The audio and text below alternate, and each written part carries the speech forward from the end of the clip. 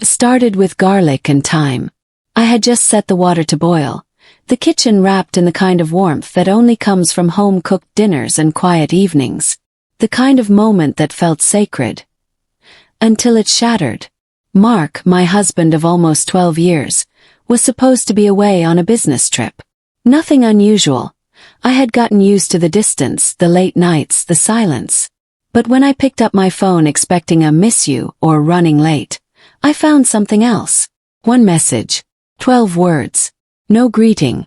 No emotion. Just this. "Pack your things and get out. I'm coming back with my new girlfriend. You're no longer needed." For a full 5 seconds I thought it was a joke. A wrong number. Cruel prank. But my name was right there at the top of the message. And the words were final. Unapologetic. Not even a period at the end. Just cold space. I didn't scream. I didn't drop the phone in slow motion like in the movies. I didn't even blink. Something inside me just went still. As if the air in the house had been sucked out, and I was standing in a vacuum. Soundless, weightless, invisible.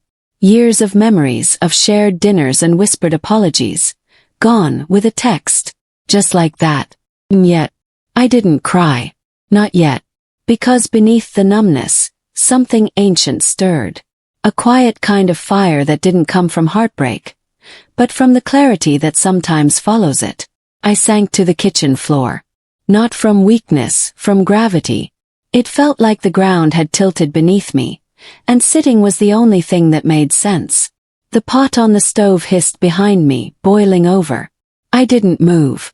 The house, still bathed in golden evening light, suddenly felt unfamiliar, like I was trespassing in my own life. I leaned back against the fridge, eyes fixed on the cabinets I had opened thousands of times. How many meals had I made in this kitchen? How many nights had I stood right here, waiting for him to come home? And now, I was being discarded like a burned casserole. But what stung most wasn't the betrayal. It was the ease of it. Not a conversation. Not a call. Just a text like unsubscribing from a mailing list. "You're no longer needed." He didn't say, "I'm sorry." He didn't say, "We need to talk." He just erased me. Deleted our life like I was a line item on his calendar. But as I sat there, back against the cold steel of the fridge, something inside me began to realign.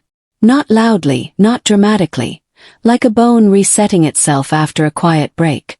I didn't text back. I didn't call.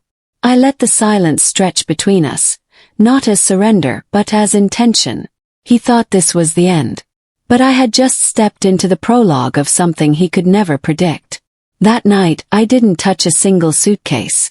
I didn't scramble to collect clothes. I didn't rush to leave. Because this wasn't an exit, it was a transition. And I wasn't going to walk away empty-handed from the life I helped build. The next morning I woke up to stillness. No tears. No screaming into pillows. Just quiet. Focused. I brewed black coffee. No sugar. No milk. Just strength in a cup. As it brewed, I stared at our wedding photo on the counter. We looked so young, so hopeful. I didn't move it. I didn't throw it. I simply walked past it. Instead of reacting, I sat down at my laptop. I opened folders I hadn't touched in years. Tax records, joint accounts, property titles, investment statements, his forgotten logins. Breadcrumbs. The digital kind he assumed I'd never find, because for years, I had chosen trust over suspicion. But now, trust had left the room. I wasn't packing. I was documenting. Not just for divorce but for leverage. For justice. For the truth. Passwords. Screenshots. Transaction history. Suspicious transfers. I organized everything with the kind of precision that only a woman who's been underestimated for too long can summon. I didn't cry once. Because betrayal has a funny way of clarifying things. Once the sting fades, what remains is resolve. And mine was just beginning to take shape. Before I walked out that door, I stood for one last moment in my home. Not to cry. Not to grieve. But to remember. Every forgotten anniversary. Every cold dinner. Every time I'd stared at the ceiling, wondering why the man beside me felt a million miles away. I didn't take clothes. I didn't take keepsakes. Took facts. And then I locked the door behind me, not in fear but in finality. I wasn't running away. I was repositioning. My first stop. Not a friend's couch. Not a hotel. Lawyer's office. I walked in without an appointment, folder in hand, calm in my stride. Across the desk sat a woman who had likely heard it all before, but maybe not quite like this. "Are you ready to proceed?" she asked. I nodded once. That's all it took. By the time I left her office, our joint accounts were frozen, my name legally protected, and Mark. He didn't even know the game had begun. Later that afternoon I made one more call, not to him, to a private investigator. Professional, polite, thorough. I gave him Mark's name, a photo and one instruction. Find out exactly where he is and who he's with. I wasn't interested in confrontation. I was interested in confirmation. Because if he had rewritten the rules of our marriage, I was going to annotate every line with evidence. The private investigator didn't take long. 3 days later my phone buzzed. A quiet chime for something that would thunder through the rest of Mark's life. Flight records. Hotel receipts. Photographs. Mark hadn't gone on a business trip.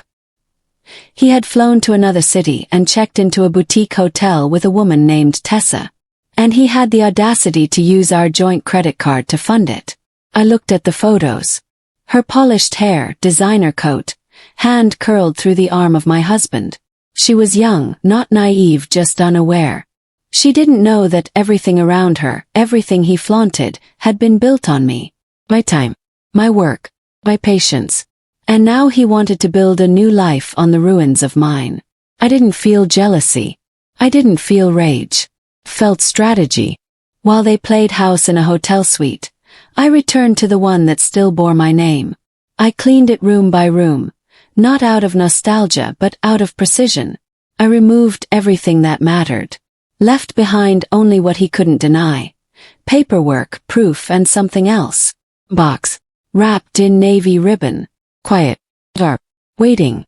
Then I called the utility companies, electric, water, internet. All cancelled.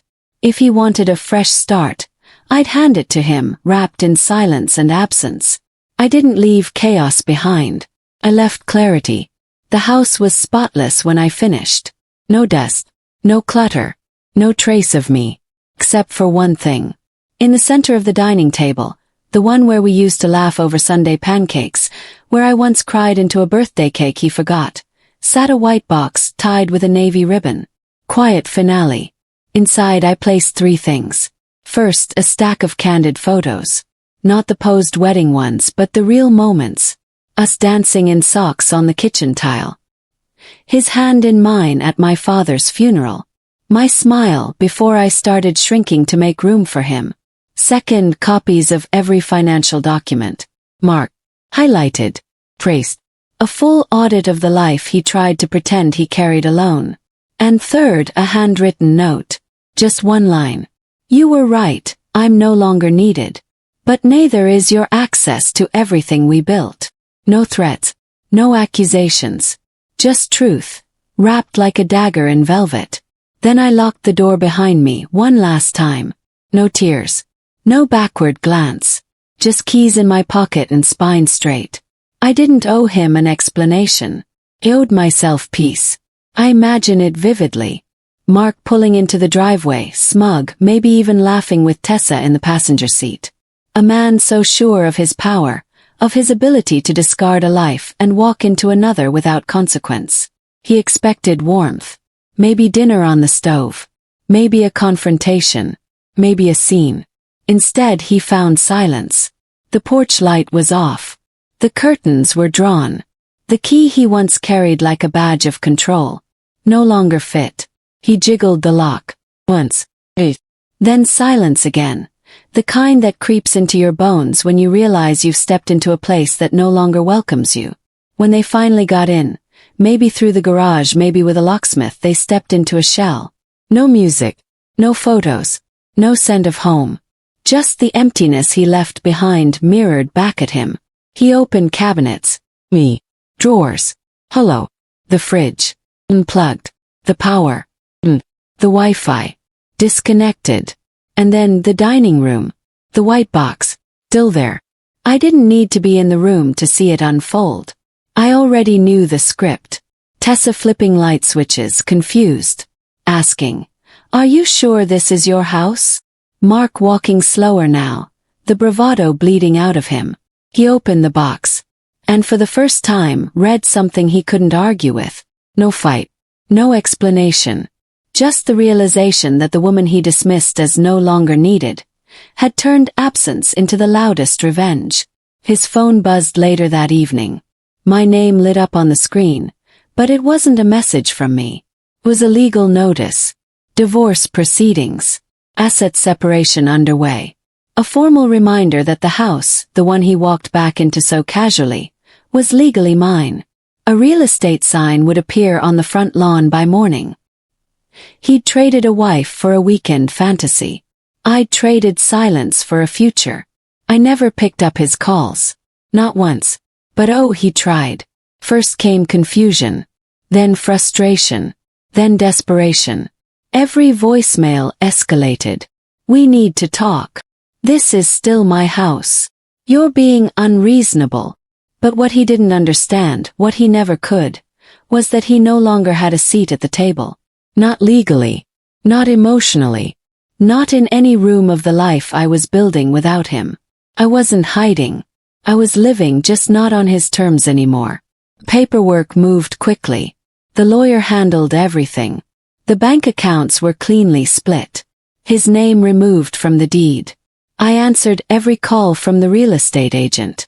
Each decision was like stitching a wound closed. Neat, quiet, irreversible. And Mark. He was still pacing through a house that no longer belonged to him, looking for a light switch that didn't exist. It didn't take long for Tessa to unravel. I'd heard through the quiet grapevine, a friend of a friend, a whispered comment in the grocery line, that she had packed her things and left not long after the lights stayed off and the bills stopped getting paid. Turns out, she liked the man Mark pretended to be. Not the one staring at overdue notices and a house stripped of warmth. It's easy to enjoy luxury when someone else built it. But when the foundation vanishes, that's when the truth shows up. She wasn't built for that kind of truth. She left before the ink was dry. And Mark, he tried to claw back control. Said I was being spiteful. Said we could work things out. As if betrayal could be repaired with recycled apologies. But I wasn't angry anymore. I wasn't bitter. I was done. And that's what scared him most. Because there's nothing more terrifying to a man who fed off your need than realizing you no longer need him. The house went on the market within a week. Only my name was on the documents. I had made sure of that. He showed up during one of the showings, probably hoping to intimidate me. I didn't flinch. I handed him a notarized copy of the sale agreement and said nothing. He mumbled something about fairness. I smiled and told him, "Good luck finding it." He replaced me with someone younger. I replaced him with a future. Months passed. I didn't rush into anything. I didn't need to. I built my new life slowly, deliberately, like weaving a quilt from the scraps he left behind. I used part of the settlement money to launch a small consulting business. Nothing flashy, just mine. Women began to find me. Women like me. And apparently, a woman who keeps her cool while losing everything is someone people trust. I moved into a modest home. No ghosts, no noise, just sunlight and space that belonged only to me. I planted herbs by the window. I joined a book club. I went to sleep in peace and woke up whole.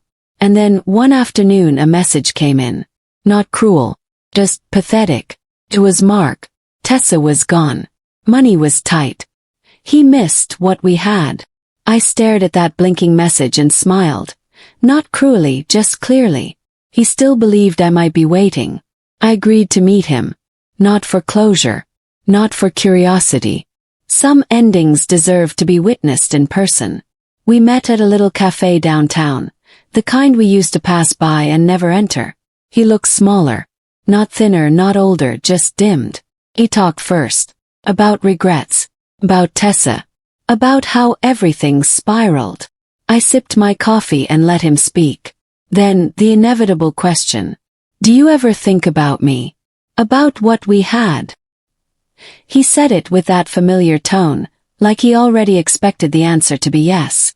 I set my cup down, folded my hands, looked him in the eye, and said, no, but thank you for reminding me what I never needed. He flinched, just slightly, like someone realizing the door they slammed years ago now only opens from the other side. I stood, wished him well, and meant it strangely. Then walked out into the quiet afternoon. The world didn't feel heavy anymore. Felt open. He tried to discard me with a text. I didn't destroy him. I simply erased the version of me he thought would beg to stay. Because I was never meant to be someone's convenience. I was always meant to be my own beginning.